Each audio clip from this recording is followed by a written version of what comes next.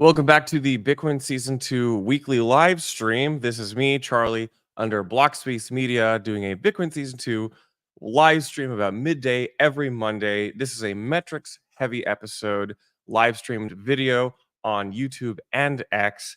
Pulling out a lot of charts, going over a lot of metrics and some news and some forward looking indicators. This is where I pull out the charts and we see who's winning, who's losing, what Bitcoin looks like. Make sure to check out the other Blockspace Media podcasts and content, our newsletter on blockspace.media, as well as the Gwart Show and Mining Pod.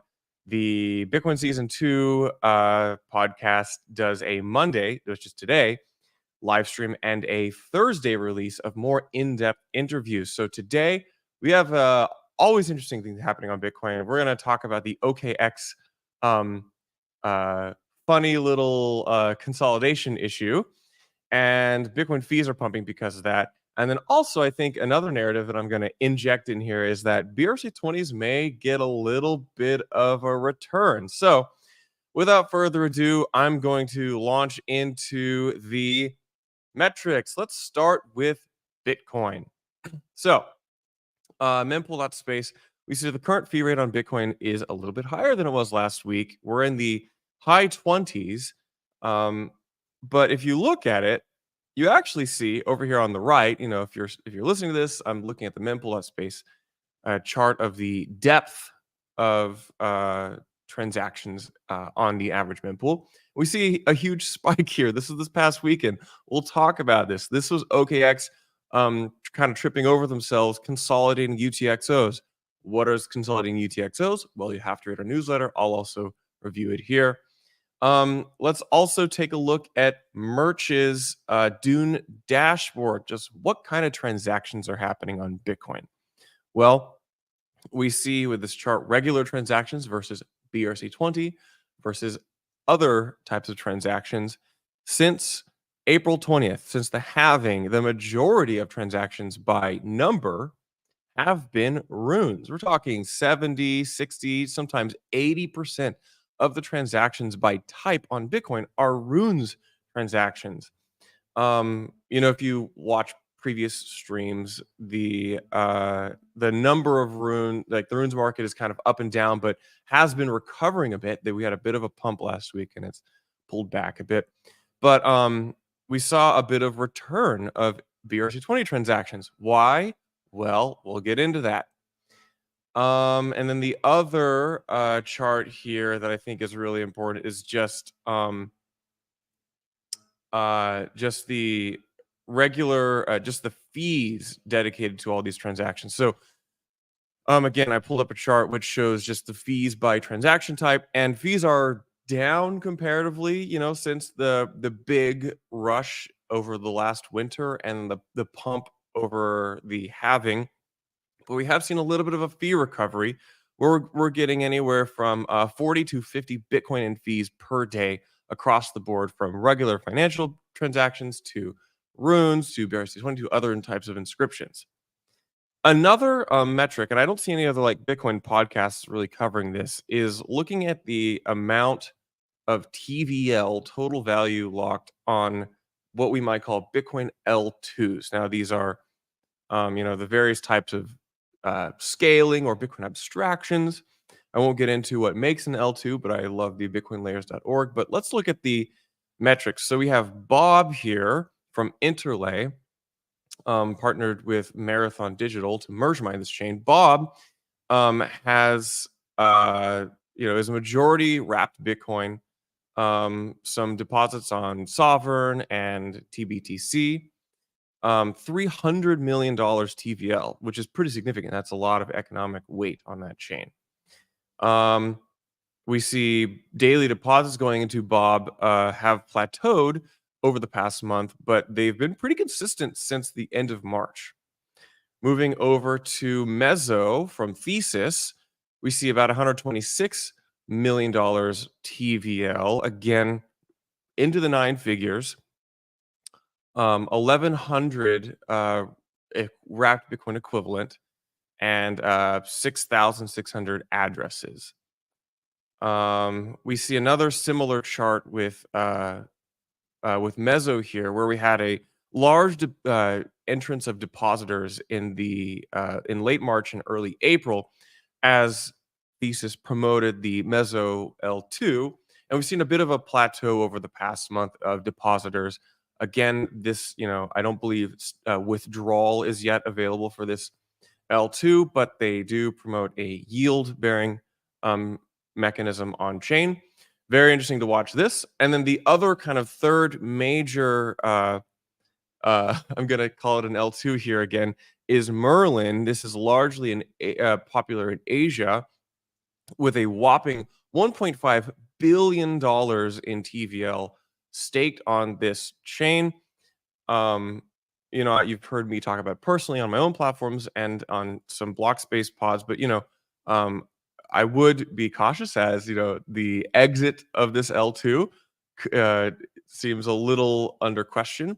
But $1.5 billion is 22,000 Bitcoin staked on this, and they have a staked ETH equivalent called Stone.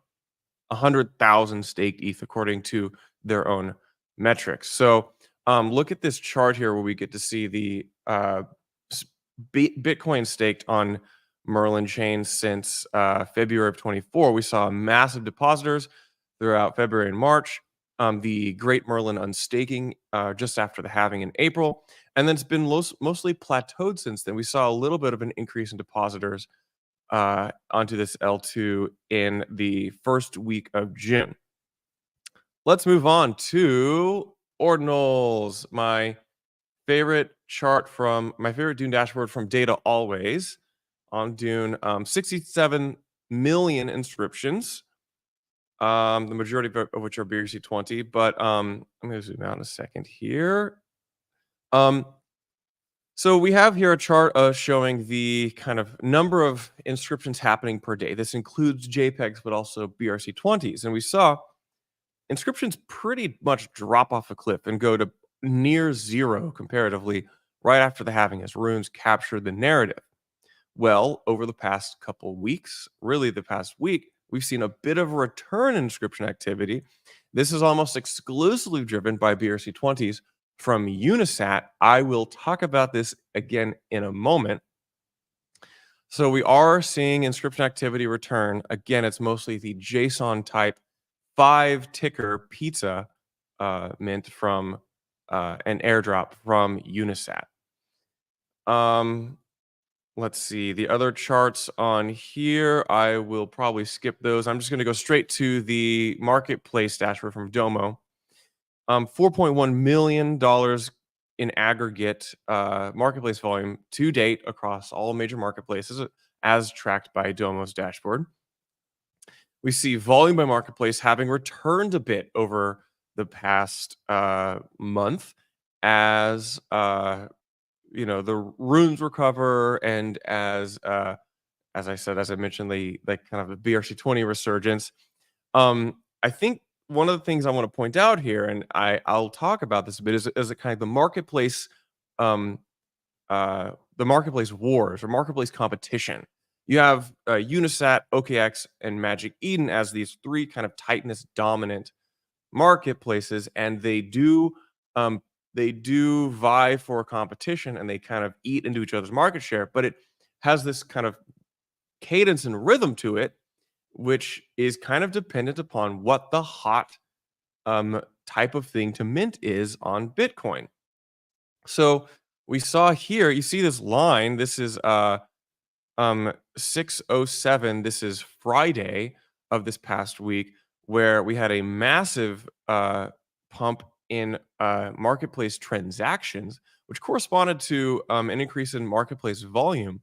But you might notice, and it's hard to see on this chart here, the majority of this volume happened on Unisat. Unisat's been losing market share by both transaction activity and by volume over the past couple months. But when Unisat did their giant pizza airdrop, this generated a lot of new interest and demand for their marketplace, as it's BRC20 heavy.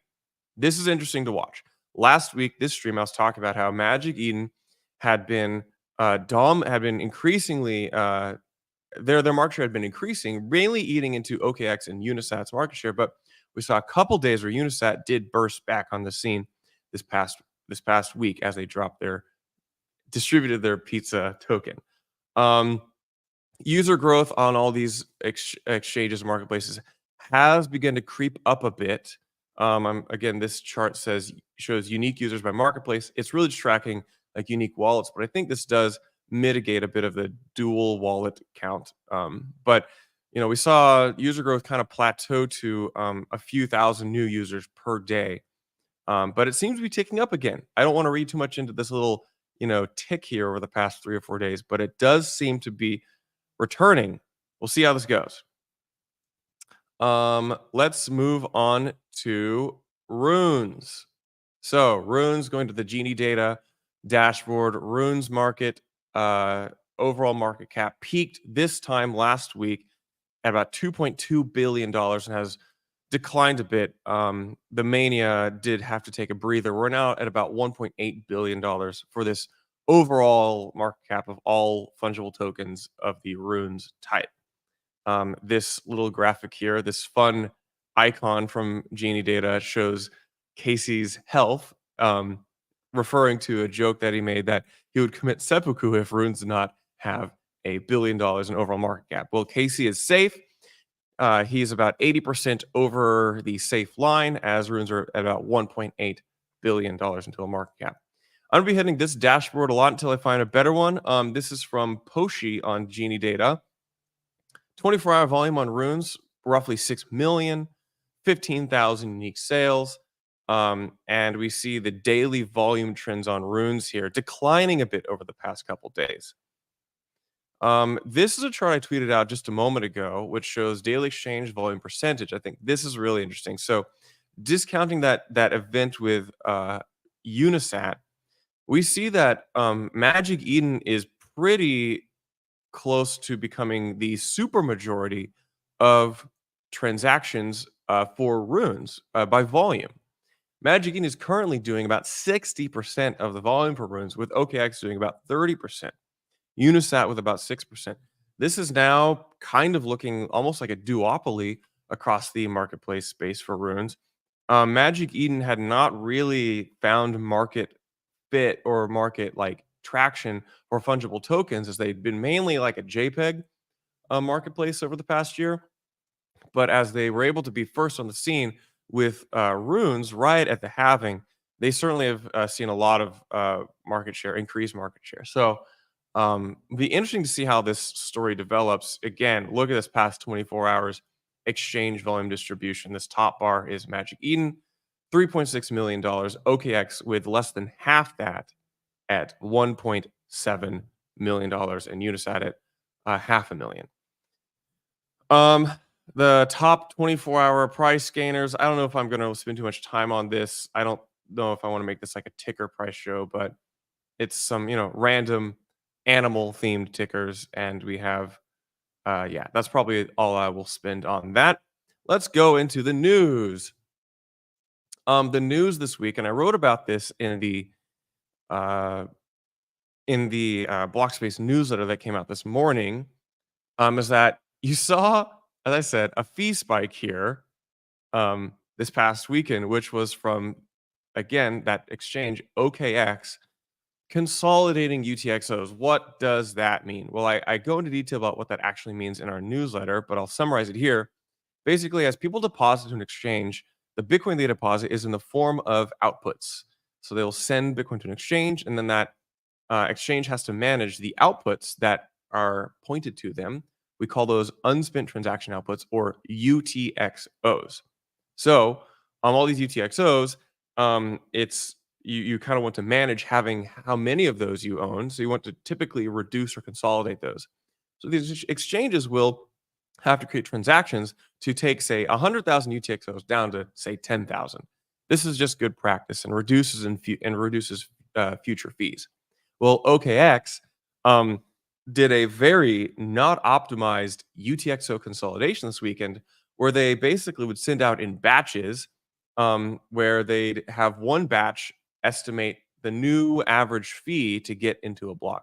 This created a phenomenon where OKX was effectively bidding against their own batched transactions. And and kind of single-handedly ramping up the fees. This resulted in millions of dollars unnecessarily spent by OKX in order to consolidate their UTXOs. If they'd been just a little more patient or just a little more optimized, they would not have to spend what looks like to be about $17 million overall to consolidate these UTXOs over the weekend. So there's a great thread on this by Ord Data from this past week. I would recommend reading this if you're more of an Ordinals person to kind of understand how this works. And then I would also recommend reading a couple threads by Mononaut, who is one of the folks running mempool.space. So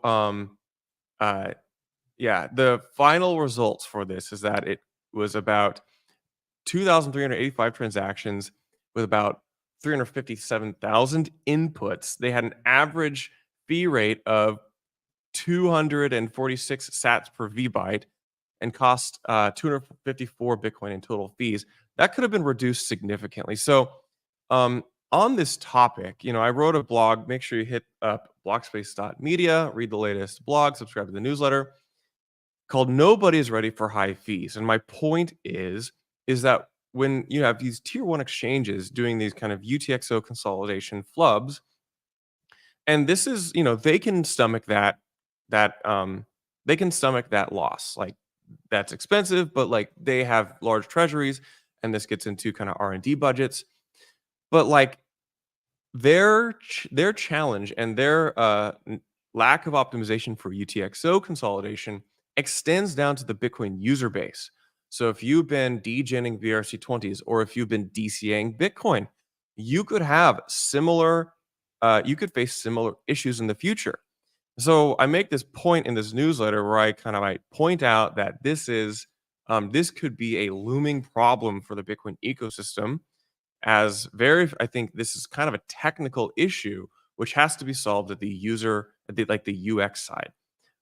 So this could mean that people who think they have a lot of Bitcoin may actually not be able to access that Bitcoin without spending a lot in fees.